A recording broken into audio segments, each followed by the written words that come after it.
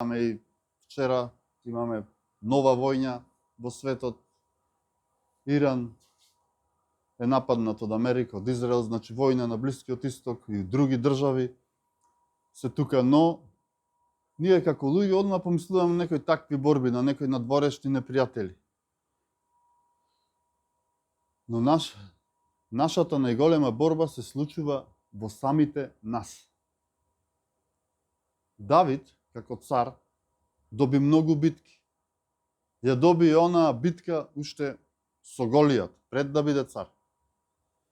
Со толку храброст, со толку вера. Тоа беше нешто чудесно што го направи. Доби многу битки против филистејците, против амонците. Дури ја доби и таа битка да не биде огорчен на неправдата што му ја нанесе Саул, која го прогонуваше. И дури му го поштеди животот на два пати на Саул. Иако Саул го прогонуваше, Давид не беше огорчен и му го поштеди животот. И дури искрено плачеше кога погина Саул. Меѓутоа, кога сите овие искушенија поминаа, дојде момент кога беше во една мала мирнодопска состојба, гледаме, победиле против амонците и Давид останува во Ерусалим и се шета на својот дворец горе. И тогаш, во таа состојба, еве што се случува. А еден ден приквечер Давид стана од својата постела и се прошета по покривот на својот дворец. Од покривот забележа жена како што се капе. Жената беше убава на гледка. Дали е ова греф? Се поставува прашање сега. Па не е греф. Секој може да се шета. Давид се шеташе. Гледаше наоколу, од озгора од својот дворец. Така се опушташ, се одмараше. И не можеше да знае што ќе види, што ќе забележи. И забележа жена што се капе. Тоа не беше греф. Значи, кога тој ја забележа жената, воопшто не беше греф. Меѓутоа, бидејќи таа беше многу убава, и видете сега што се случува. Давид почнува да се распрашува за неа. И сега, дали е тоа греф? Тоа е веќе почеток на гревот. Значи, гледа, ако заврши тука е добро. Ама почнува да се распрашува и тука започнува гревот. Да се свртеше и да си заминеше и да не размислуваше, немаше да се случи тоа што покасно се случи. Тој продолжува да ја гледа, почна да размислува и плодот на неговото размислување е тоа што почна да се распрашува. Иако беше цар, тој почнува да се распрашува. И гледайте, тука има вечен ризик. Оној кај кого се распрашува, може да каже, да разгласи наоколу, царот се распрашува за Уријевата жена Бицавеја. И сега гледајте што прави гревот. Значи гревот заслепува. Значи го заслепи Давид и не обрнува внимание дали некој тоа ќе раскаже или не. И потоа следува што? Гревот оди понатаму. Кога разбира дека е мажена, тој можеше и тука да запри. Да речи, добро, мажена и готово. Но, тој ја повикува, му ја носат, легна со неа, таа останува бремена. И понатаму гревот уште повеќе се распламнува. Тој смислува план како да го прикрие тоа. И го вика мажот е од војна и да легни со неа. Ама, Давид, иако го опијан Урија не оди кај својата жена. И што прави понатаму? Гревот оди уште понатаму. На своите луѓе им заповеда како да оди Урија во битка, смислува како да се ослободи од Урија. Понатаму во таа битка загинува Ури. Значи имаше убиство и уште неколку убиства, така вели писмото, уште неколку негови луѓе загинаа. Не загина само Ури. Значи тоа се неколку непотребни убиства. И после сето тоа, Давид е зема Вицавеја за жена. Значи, ова му се случува на кого? На Давид, не на било кој. Давид, кој беше Божји човек, Давид кој веруваше во Бог, Давид кој го славеше Бога. Кој мисли дека стои, нека внимава да не падне. Гледате колку зла се случија со една ланчана реакција, со еден поглед. Од еден поглед. А зошто? Затоа што Давид го презре Јахве. Малку чудно. Рековме Давид е верен. Верниот Давид го презре Бога. Да, точно така. Во тој момент ништо не му беше важно на Давид. И потполно го презре Бог. А тоа му го кажа во очи пророкот Натан во 12-та глава. Ајде да прочитаме што му кажа Натан. Господ го испрати пророкот Натан кај Давида.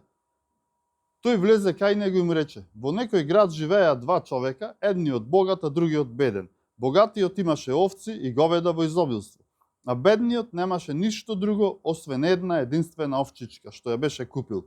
Ја хранеше и таа растеше покрај него и со неговите деца, јадеше од неговиот зал, пиеше од неговата чаша, му спиеше во неговото крило. Му беше како керка. И дојде патник кај богатиот човек, а нему му беше жал да земе од своите овци или од говедата за да му сготви на гостинот кој му беше дошол. Тој ја украде овчичката на сиромавиот и ја сготви за својот посетител. Тогаш Давид пламна со жесток гнев на тој човек и му рече на Натана: така ми живиот Господ, смрт заслужил човекот што направил така. Четворно да ја надомести овцата, затоа што го направил тоа дело и зашто не знел за милосрдие. Значи овде гледаме Давид го знае законот, царе. И сега гледате што се случува. Тогаш Натан му рече на Давида: ти си тој човек. Вака зборува Господ, Израелевиот Бог. Јас те помазав за цар над Израел, јас те избавив од Сауловата рака, ти ја предадов кујката на твојот господар, ги положив жените на твојот господар во твоето крило, ти ги дадов. Израелевиот дом и Јудиниот дом. Ќе ти додадев уште ова или она. Гледате колку Бог изобилно му дал на Давид овде. И Бог, тоа му го кажува Натан, што кажува Бог. И сега гледате што вели: зошто го презре Господа и зошто го направи она што е зло од неговите очи. Го уби со меч хетаецот Ури, а неговата жена ја зеде за своја жена. Да, него го уби со мечот на амонците. Затоа веќе никогаш не ќе се сврти мечот од твојот дом, зашто ме презре и зашто ја зеде жената на хетаецот Ури да ти биде жена. Господ зборува вака: еве, јас ќе подигнам зло против тебе од твојот дом. Ќе ги земам твоите жени од пред твоите очи и ќе му ги дадам на твојот ближен, кој ќе спие со твоите жени пред ова сонце. Навистина ти работеше тајно, но јас ќе ја извршам оваа закана пред сиот Израел и пред сонцето. Тогаш Давид му рече на Натана: сгреши пред Господа. Еве го моментот на каење. Господ, а Натан му одговори на Давид: Господ ти го опростува твојот грев, нема да умреш. Ама има и последици. Но бидејќи со тоа дело го презре Господа, неминовно ќе умре детето кое се роди. Потоа Натан си отиде во својата кујка. Значи гледате зошто го презре Господа и го заборави својот Бог. Тоа е клучното прашање. Ако ќе го заборавиш Бог, што се случува? Му ја отвораш вратата на гревот. Значи се отвора вратата на гревот. И тоа не само на еден, туку на многу гревови. Во таа ланчана реакција што рековме. Значи само малку да се подотвори вратата и сатаната е тука, гревот влегува. Значи ова не беше само прељуба, ова беа блудни мисли, па имаше лага, наведување други на лага, па планирање на убиство и на крај повеќе кратно убиство. Значи гледате од еден поглед потекна сето ова. Само малку подотворање на вратата. И што доби Давид со ова? Па Давид доби една капка на задоволство. А изгуби океан на сила на радост и мир. И да не беше Божјата милост, напомнувам Божјата милост, преку пророкот Натан, кој го соочи со гревот, кој знае како Давид ќе завршеше. Значи, Натан го соочи. Натан го соочи. Натан, прочитавме, му укажа за тоа. А пак Давид, бидејќи длабоко во срцето, го љубеше Бога, го призна својот грев и се покајува. И за ова е познат 51-иот псалм. Еве што Давид вели.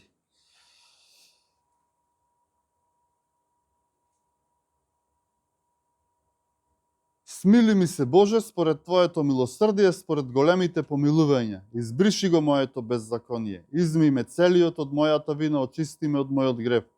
Зашто го признавам своето беззаконие. Мојот грев е секогаш пред Тебе. Тебе, само Тебе ти сгрешив и направив што е зло пред Тебе.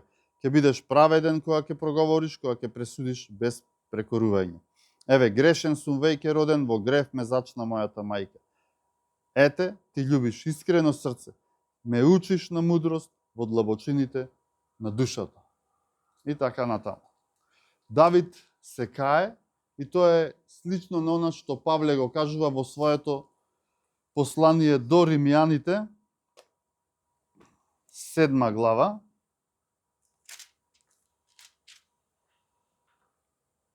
од 22 до 25 стих.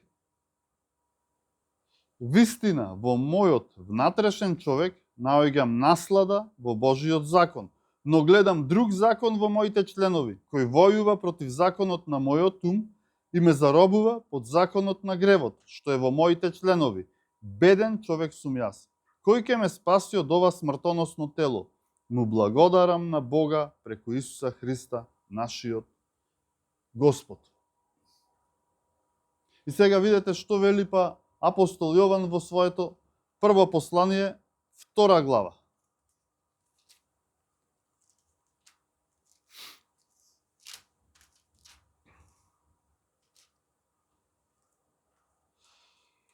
Прво послание, 2 глава, 16 и 17 стих од апостол Јован. И тој вели вака. Зашто се што е во светот, похотта на телото, похотта на очите и гордоста на животот не е од таткото, туку од светот. А светот поминува и неговата похот. А кој ја извршува Божјата волја, останува довека.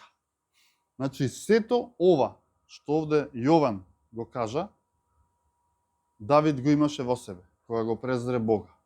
Похотта на очите, гледаше на Вицавеја, продолжи да размислува, потоа похотта на телото, сакаше да му задоволи на своето тело, спиеше со неја. И после горделивоста на животот. А знаете што е тоа?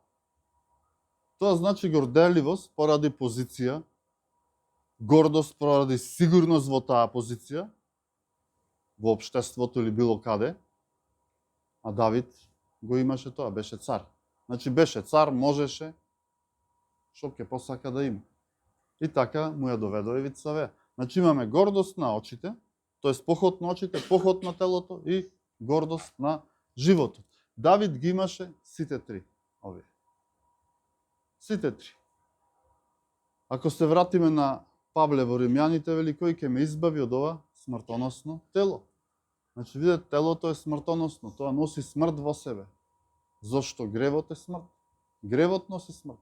А секој човек после падот во грев, уште од почетокот, во своето тело носи смрт. Секој. А што се случи во почетокот? Хајде да се вратиме на Битие, 3 глава, 6 стих. Виде жената дека дрвото е добро за јадење, пријатно за очите и дрво пожелно за да се постане мудар. Гледате, интересно, истите три работи. Имаме поход на очите. Виде жената, добро, пријатно за очите. Или желбата на очите. Потоа вели добро за јадење. Значи не значи дека телесно е само ова сексуалниот грев што го прочитавме овде за Давид во нашиот текст, но и за јадење, нешто добро за јадење. И прејадувањето и јадењето може да биде телесна борба. Значи, добро за јадење, вели. Тоа е желбата на телото и вели пожелно за да се постане мудар. Значи да се добија позиција, да се добија сигурност. Ама каква е таа позиција? Таа сигурност. Тоа е надвор од Создателот. И тоа што е ако не е горделивост? Позиција во која се чувствуваме добро, се чувствуваме независно и се чувствуваме слободно. Ама тоа е таа замка што сатаната ја поставува. Исто Исусовите искушувања во пустината, кој дојде од сатаната, кој дојде од сатаната е слично. Исус е нападнат да подклекне на желбата на телото. Камењата да станат леп, гладен си. Е сега за разлика од Давид, кој беше на шетање, беше во мирнодопска состојба, да речеме, Исус беше исцрпен и точно луѓето кога се исцрпени, тогаш треба да се најпредпазливи. Да бидеме најпредпазливи кога сме исцрпени. Бидејќи тоаш најлесно може да бидеме нападнати од сатаната. Втора работа беше походта на очите, значи левот, сатаната што му понуди камењата левот, тоа е походта на телото, а походта на очите, што беше? Се ова што го гледаш, му вели, може да биде твое, само поклони ми се.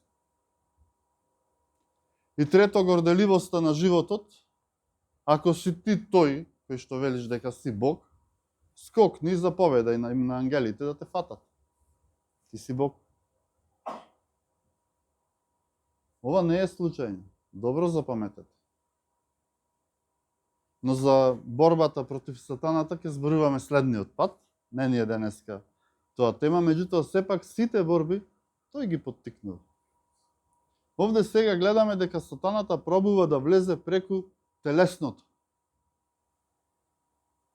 Преку оној понуден простор во нашето срце. Не може гревот да влезе ако нема понуден простор. Не може да влезе тој низ затворена врата. Давид му го понуди тој простор.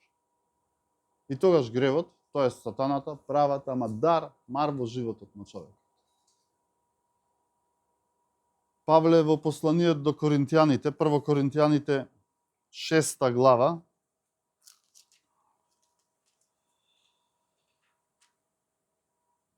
еве што вели.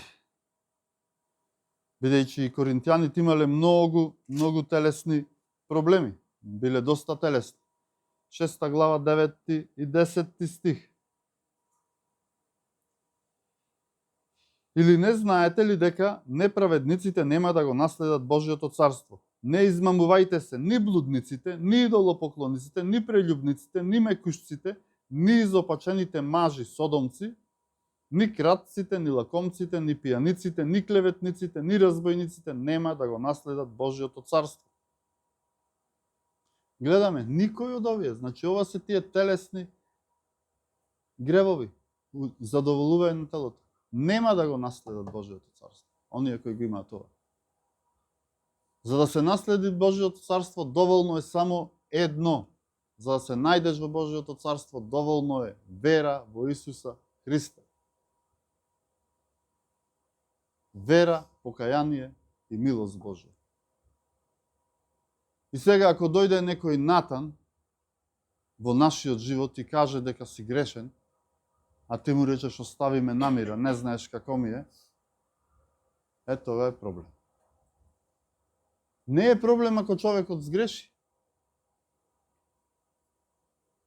Проблем е ако не види дека сгреши пред Бог, дека му сгрешил на Бог и не се покаја. Ако кај нас има нешто од овој список, што го набројавме сега, и ако се пронајдиме, сепак има некој што ќе не избави од тоа наше смртоносно тело. Фала му на Бога, на нашиот Господ Исус Христос. И сега кога сето ова го знаеме, ќе парафразирам малку. Ако носиме чадор, кога врне, а не го отвориме, само така си го носиме, што ќе се случи? Па ќе накисниме, жива вода ќе видиме. Ако не го бараме Бог, а го имаме, Бог е тука, тешко нас. Се може би пак некој каже, па и не е така лесно. Може би не е ни тешко.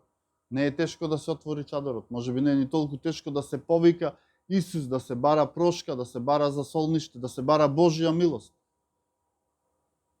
Бидејќи спасот доаѓа само преку Божјата милост и со покаяние. Петар во своето прво послание, во 2 глава, 11 стих, вели вака: Возлюбени, ве молам, како туѓинци и придојденици, да се воздржувате од телесните желби, зашто тие војуваат против душата. Значи против душата, против вас како личност. Против тоа војува. Телесните желби војуваат против ова. И Ева и Адам уште од почетокот, па до ден денес се гледа само на што? На задоволство. Секој гледа да има некое задоволство. И Адам и Ева од почетокот гледаа на таа капка задоволство, а не гледаа на тој океан на проблеми што после тоа малку задоволство следува. И Петар точно за ова вели: воздржете се, тргнете се, не земајте го она што не е добро за вас. Воздржете се од телесните работи. Зашто на задоволство што Бог го спрема е многу подобро за вас од онаа мала капка што сакаш сам да ја земеш. Тие телесни желби војуваат против душата и тоа е таа телесна борба во нас внатре за која зборуваме. Оној што го признава Исус Христос за Спасител, тој е негово дете, тој е негов ученик, но тој е и негов војник. За ова зборувавме минатиот пат. А тој што не се бори и не гледа дека тоа е духовна борба, значи тој е духовно мртов, кажа. А се бори само оној кој е жив. Оној кој е жив духовно, тој се бори и зема духовно оружје во таа борба. А оној што духовно не се бори, тој е, рековме, духовно мртов. Само што тоа не го спознал и се бори на свој начин, со свој сили. И сигурно таквиот ќе и наштети на својата душа. И не само себе си, туку и на околината. На блиските. Значи епицентарот на оваа борба не е надвор од нас, како што сакаме ние многу пати да покажеме. Ние често тоа го покажуваме, дека друг е крив за нашите проблеми. Епицентарот е во нашето срце. Павле во Галатјаните 5:17 вели: зашто телото копнее против духот, а духот против телото. Духот Божи копнее против она телесното, бидејќи духот се завзема за живот, а телесното се завзема за смрт. Духот Божи, Светиот Дух, сака по негови правила човекот да ги задоволува потребите. По правилата на оној што го создал тој човек. Тоа е Божиот Дух, Светиот Дух. И Бог знае што е најдобро за човекот. А пак ние како луѓе секогаш се правиме дека ние знаеме што е добро за нас, и тоа е горделивост во животот. Јас знам што е добро за мене. Тоа е таа горделивост. Колку пати сме слушнале: остави ме намир, јас знам што е за мене добро. Не ми кажувај ти мене. Таа е таа горделивост. Ти гледај си ја својата работа. Колку пати ова ни го рекли. Но тоа не е вистина. Она што е добро за секој од нас го знае само Бог. Не јас, Бог знае. И еве уште еден список кои се делата на телото.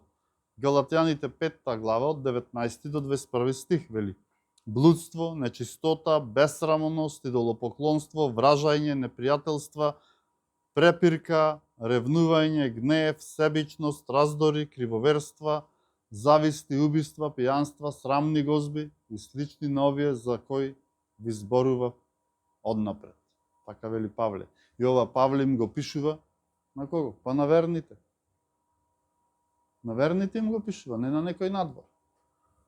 Значи ова го имало во верните. Во Галат.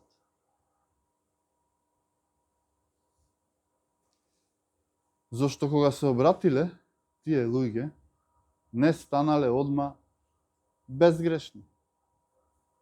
Не станале херои. Тоа е сепак процес. Овдека човекот овој свет често мисли дека тој е над се, тој е во се да биде, или сака да има се и да биде некој и нешто. А сето тоа е нешто што минува и тоа е телесно. А сега видете што е духовно. Љубовта, радоста, мирот, трпението, љубезноста, добрината, верноста, кротоста, самоконтролата. Нема закон против нив. Ова го зборнавме минатиот пат, кога кажавме дека точно ова се наоѓа на менито на гозбата, кога Исус не кани. Тоа е сила. Или просто речено, се според твоите потреби, а не според твоите желби. И кој е решението? Едноставно е. Покајте се. Милоста Божја е решението. Милоста Божја простува, но последиците знаат да останат. Тоа не заборавете, го прочитавме и Натан кога го соочи Давид. Му вели детето ќе загине. Последици има.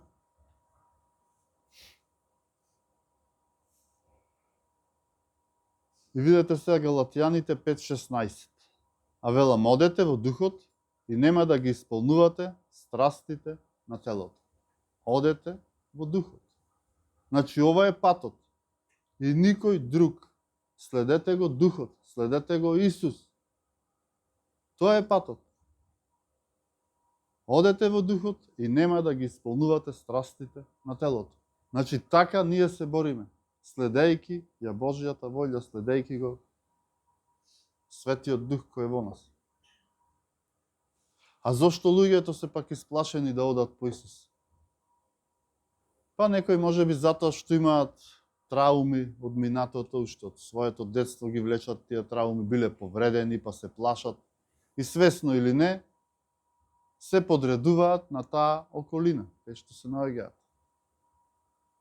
Секој човек длабоко во својата душа сака да биде сакан, сака да биде посакуван.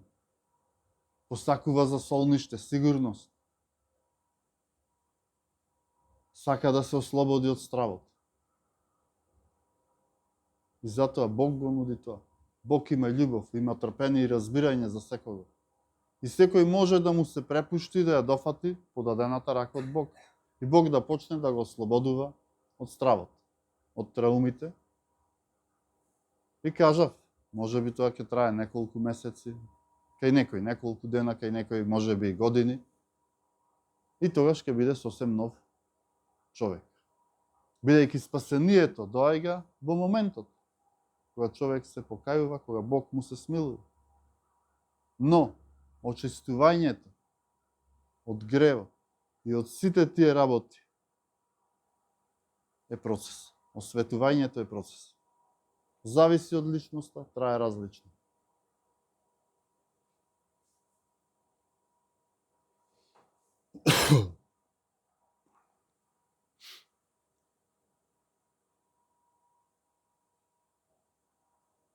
И сега треба секој човек да дозволи Бог духовно да го храни. Бог да му одреди што е добро за него. Да дозволи човек да живее заедно со Бог. Воспротивно останува без Бог. Останува во страв и затоа самиот човек е крив и виновен.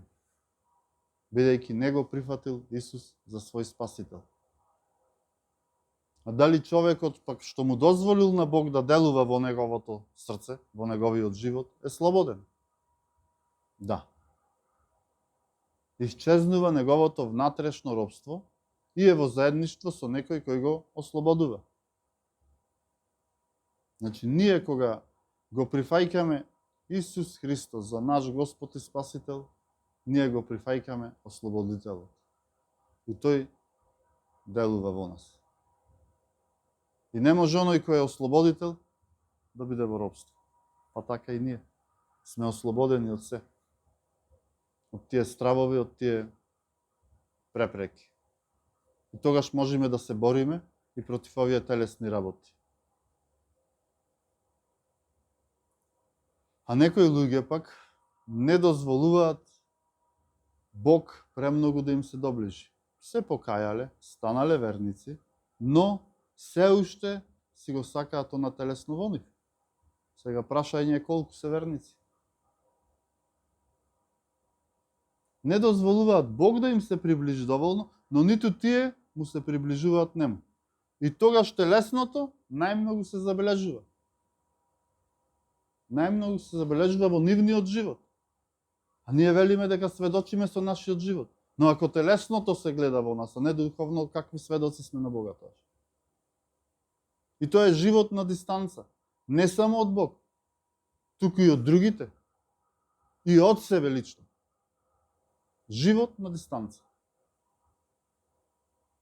И тоа е таа положба која доведува до повеќе телесност, до повеќе зло и поголем проблем.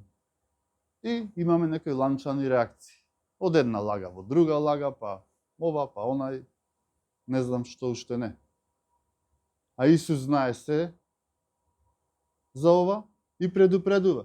Внимавајте или пазете срцата да не ви бидат оптоварени или да не ви натежнат во друг превод. Или на грчки би рекол да не ви стврднат. Значи срцето може да стврдне, може и да омекне. Тоа е процес на обликување на срцето на животот.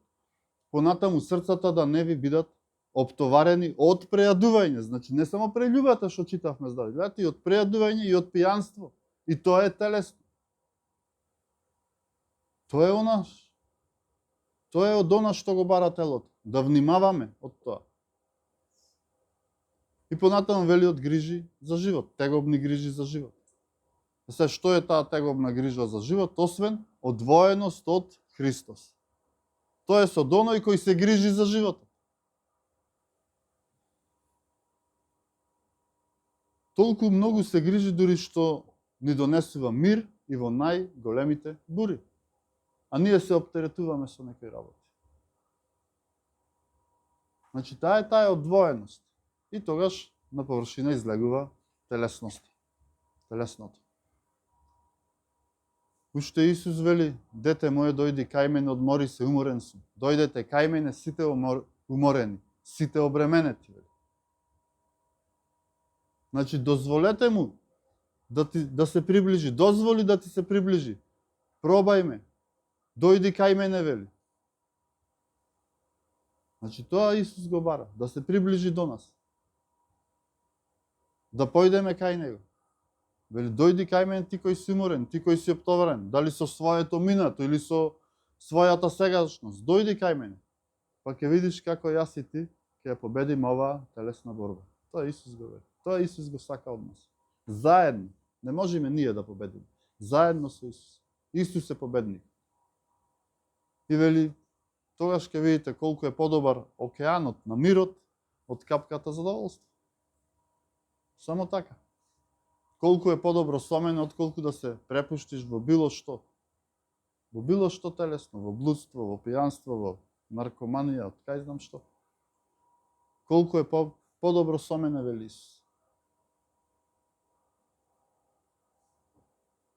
Нека Бог сите нас овде не благослови со својот дух на љубов, милост. Та никој од нас да не бега од Бога, да не бега, да не се дистанцира од Бога, туку напротив, да бидеме храбри и понизно да пристапиме пред Бога и да го средиме нашиот однос со Бог. за да бидеме благословени во нашиот живот. Сега и во иднина, во сегашноста и во вечноста. Да се молиме. Татко Небесен, Ти благодариме за Твоето Слово, Господе, што преку него ни се открива, што преку него можеме да Те спознаеме, да ја спознаеме Твојата волја, да ја спознаеме и Твојата љубов, да спознаеме дека Ти си тој кој ни се приближуваш. И Те молиме, Господе, очистување од нашите телесни страсти, од телесните похоти. И дај да трчаме кон Тебе, барајки покаяние, барајки прошка. Те молиме за тоа. И Те молиме за благослов, Господе. Благослови не сите нас овде, благослови ја и оваа наша заедница. Те молам, давај мир, радост, давај трпение, љубов, но и давај ни храброст да се соочиме со сите наши проблеми, со сите наши телесни страсти. И дај да бидеме едни живи сведоци, нашиот живот да биде сведоштво за Тебе.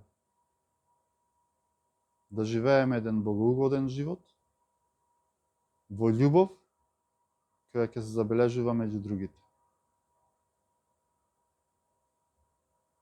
Се оставаме во Твои раце и по Твоја милост. Во името на Исуса Христа се молиме. Амин.